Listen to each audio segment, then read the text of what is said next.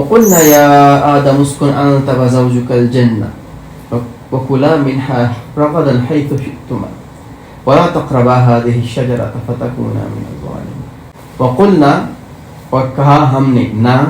ہم نے یا آدم اے آدم اسکن رہو سکون حاصل کرو رکو انت تم وزوجو بیوی کا تمہاری انت وزوجو کا تم اور تمہاری بیوی الجنہ جنت وکلا اور کھاؤ دونوں وکلا کھاؤ دونوں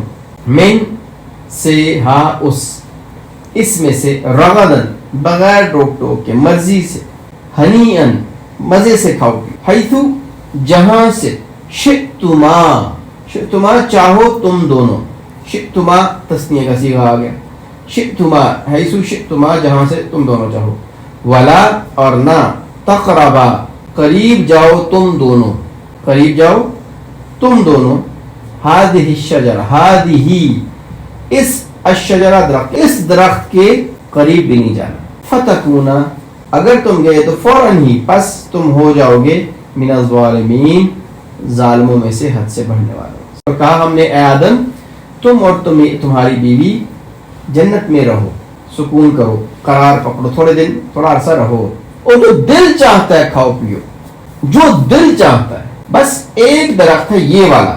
بالکل پوائنٹ کر کے بتایا یہ والا درخت ہے اس کے قریب نہیں جانا. ایسا کیا اس درخت کے قریب گئے فتکونا من الظالمین تو ہو جاؤ گے تم حد سے بڑھنے والوں میں سے ظالموں میں سے ہو جاؤ. تو یہ آیت سے بھی ظاہر ہوتا ہے کہ سکونت اختیار کرنا مینس کہیں پہ جا کے سکون اختیار کر لینا کہیں پہ تھوڑی دیر کے لیے رک جانا کہ اس وقت بھی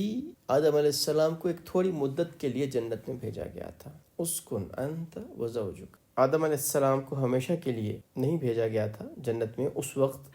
بلکہ تھوڑے عرصے کے لیے بھیجوایا گیا. اور دوسری بات یہ کی کہ اللہ جل شانہ نے یہاں پہ کس کو مخاطب دونوں کو یا آدم علیہ السلام یا قلنا کس کو کہا یا آدم اے آدم اسکن انت وزوجک الجنہ سکونت اختیار کریں قرار پکڑیں آپ اور آپ کی زوجہ. تو قرآن کا اسلوب بیان ہمیں بتاتا ہے کہ اللہ جل شانہ نے بہت سے معاملات میں میلز کو مرد کو رسپانسبل قرار دیا اور یہی وجہ ہے کہ فیصلہ کا اختیار بھی اور فیصلے کی شعور بھی اللہ نے مرد کو کمپیریٹیولی زیادہ دیا. بہت سی چیزیں ہیں جس میں اللہ نے مرد کو فضیلت بخشی اور بہت سی چیزیں ہیں جس میں اللہ نے عورت کو فضیلت بخشی. مثلا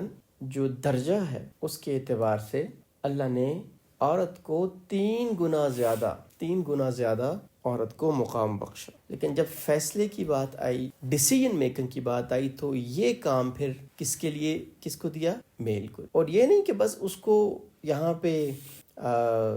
ڈیسیژن پاور دے دی تو اس کو بہتر کر دیا بلکہ جب قصور ہوا جب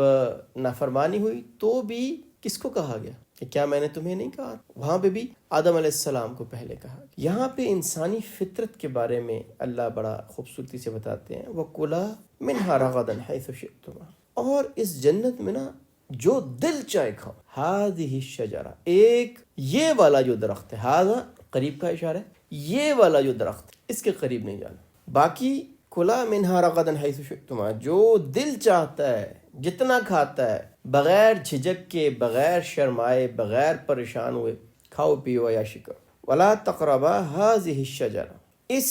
ایک درخت کے قریب یا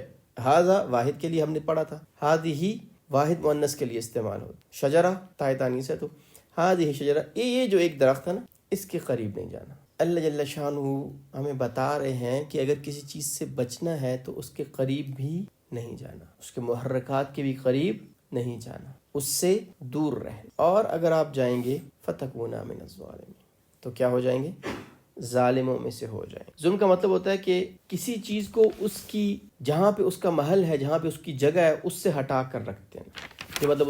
اس کے لیے موضوع نہیں ہے بہتر نہیں. اور اللہ نے اگر دنیا میں ہم دیکھیں تو کتنی چیزیں ہیں جو ہمارے لیے حلال کی. اگر ہم لسٹ ایک بنائیں کہ حرام کتنی چیزیں اور حلال کتنی چیزیں ہیں تو ہمیں نظر آئے گا کہ حلال چیزیں بہت زیادہ ہیں اور حرام چیزیں بہت تھوڑی سی ہیں. لیکن شیطان کیا کرتا ہے اور انسانی طبیعت انسانی نفس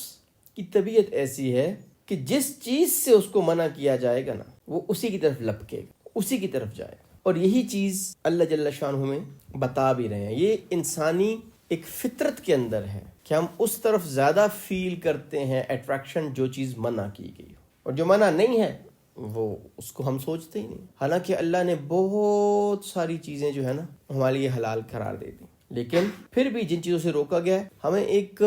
جیسے ہم کہتے ہیں نا کہ ایک کیوروسٹی ہوتی ہے، تجسس سا ہوتا ہے، یار اس میں کیا وجہ، کیوں منع کیا گیا.